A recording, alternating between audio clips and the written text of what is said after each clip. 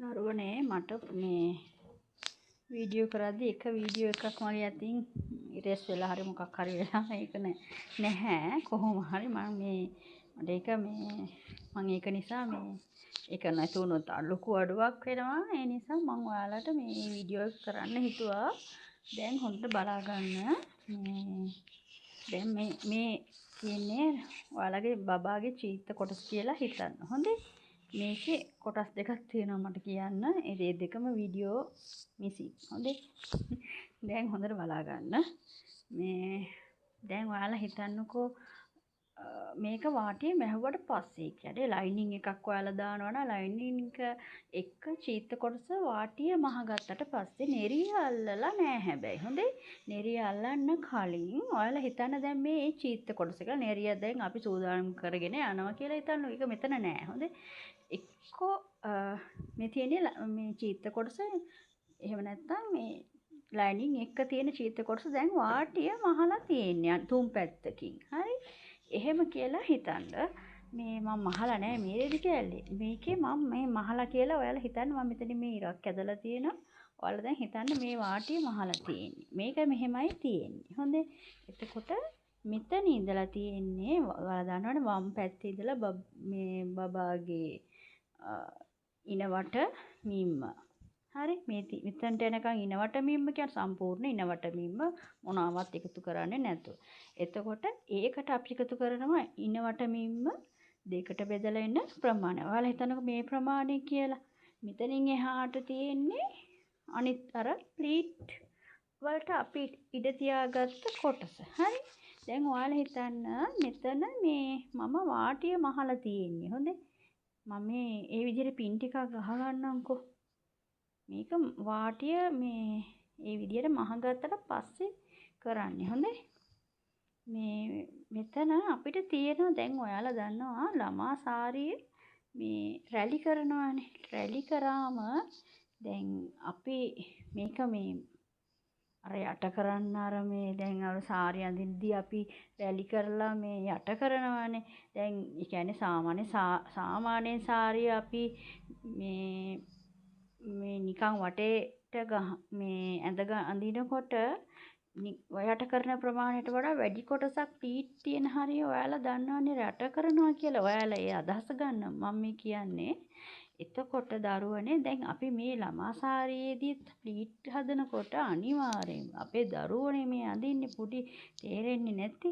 එතකොට ඔයාලා අනිවාර්යෙන් අර ප්ලීට් තියෙන කොටස තියෙන පොඩි දෙයක් කරගන්න.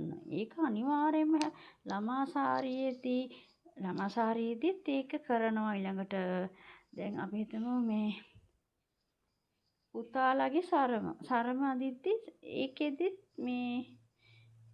ඒකෙදි අල්ල ලොකු ප්ලීට් එකක් නේ තියන්නේ. සාමාන්‍යයෙන් තියන්නේ පුතාලගේ නම් ලොකු එක ප්ලීට් එකක්. ඒකෙදි එහෙම කරන්න ඕනේ නැහැ. එහෙම නැත්තම් දැන් අර ළඟ ප්ලීට් තියෙනවා නම් පුතාලගේ කියලා නෑ කරන්න වෙනවා. දැන් පුතාලගේ සරමේ ඒකත් මම මෙතනදිම කියන්නම්. ඔයාලා දන්නවා දැන් අර සරමේ දැන් චීත්තේ ළමා සාරියේ රෙද්දේ අනිවාර්යයෙන්ම දෙපැත්ත මූට්ටු කරලා නැහැනේ. කොන් දෙක. හැබැයි සරමේ කොන් දෙක මූට්ටු කරනවා. හරිද? ඒක හොඳට මතක තියාගන්න. ඒක තමයි වෙනස. නැත්තම් ඒකම ක්‍රමේ තියෙන්නේ. හොඳේ. මේ විදිහට මම පින් කරගත්තා කියන්නේ මේ තියෙන්නේ මම මහපු කොටස. හොඳේ. වාටිය මහලා තියෙන අනිත් පැති වලත් මහලා තියෙන්නේ. හොඳේ. මෙන්න හිතන්න දැන්. මෙතනදී අනිවාර්යයෙන්ම පුංචි දරුවෙකුගේ පුංචි දියණියකගේ ඔයාලා මෙන්න මෙහෙම ලකුණු කරන්න ඕනේ. මේ කොනේ ඉඳලා හරිද? මේ කොනේ ඉඳලා ඔයාලා අඟල් දෙකක ප්‍රමාණයක් මේ විදිහට ලකුණු කරන්න ඕනේ. හරිද? අඟල් දෙකක ප්‍රමාණය. මේ විදිහට කොනට ලකුණු කරලා ඕක දැන් මෙහෙම කැපෙනවා. හොඳේ. එතකොට ප්ලීට්ස් පටන් ගන්න තැන අඟල් 10ද 15ද ඔයාලා ඉඳ තියාගත්ත කොටස මෙන්න මෙතන. මම මෙතන කියලා හිතන්නකෝ. මෙතන ඉඳලා මේ අඟල් දෙක ප්‍රමාණය ලකුණු කරපු තැන මේ විදිහට යා කරගන්න ඕනේ. මේ විදිහට. හරිද? මේ විදිහට යා කරගන්න. හරිද? දැන් ඔයාලා ඒ කියන්නේ ලයිනින් කොටසේ බබාගේ මේ චීත්ත කොටස අනිවාර්යයෙන්ම චීත්ත කොටස තනිව තියෙනවා නම් තනි පොටක් තියෙනවනේ ඒ විදිහට ඒ කියන්නේ ලයිනින් කොටසක් තියෙනවනේ ඒ විදිහට අනිවාර්යයෙන්ම දරුවනේ මෙන්න මේ කොටස කැපෙන්නම ඕනේ. හරිද? කැපෙන්නම ඕනේ. නැත්තම් මොකද වෙන්නේ?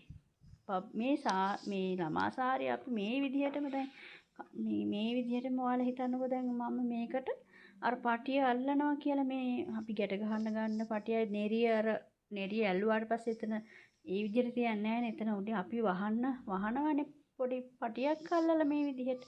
එතකොට වෙන්නේ මොකක්ද දන්නවද? මේක කැපුවේ නැති වුණොත් මේ කොටස ප්ලීට් ටික හැදුවට පස්සේ යටින් එල්ලෙනවා බබා පැටලිලා අනිවාර්යයෙන්ම වැටෙනවා. හොඳේ. ඒක නිසා දැන් අපි සාරියේදී මං කිව්වේ ඒකනේ. සාරියේදී අපි ප්ලීට් ටික වැඩිපුර යට කරගන්නවනේ. මෙතන එහෙම කරන්න බෑනේ. මෙතන අපි එහෙම කරන්නේ ඒක නිසා අනිවාර්යයෙන්ම දරුවනේ මේ ප්‍රමාණය ඔයාලා කපන්නම ඕනේ රැලි ටික හදාගන්න කලින්. ඒක හොඳට මතක තියාගන්න. මේ අනිවාර්යයෙන්ම කරන්න ඕනේ. මේ ටික කරලා ඉවරලා කොහොමද දන්නවද රැලි ටික හදන්නේ? මෙන්න මෙහෙම